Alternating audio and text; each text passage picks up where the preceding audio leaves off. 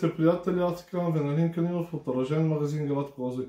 Днес на вашето внимание ще ви представя още едно предложение от нашия магазин. Става въпрос за тази ловна нацевка Меркел 200E, калибър е 16x70.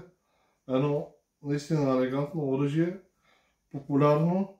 Дължината на цевта е 71 см, дължината на приклада от първия спусък е 34 см.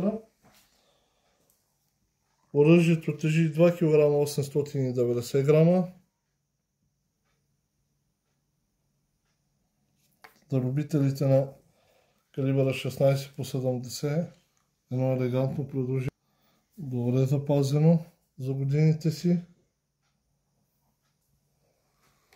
Сега ще го разгуба, за да добиете представа и за състоянието отвътре.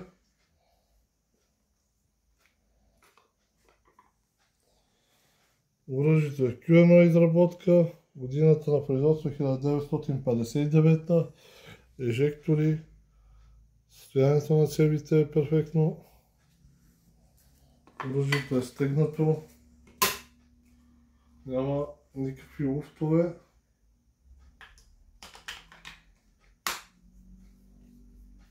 Едно добро оръжие, както за начинаещи, така и за напреднали. Красиво, елегантно. Ако това оръжие представлява интерес за вас или някой друго от нашия оръжейен магазин, не се колебайте да се свържете с нас. До скоро, бъдете здрави и ловувайте с стил!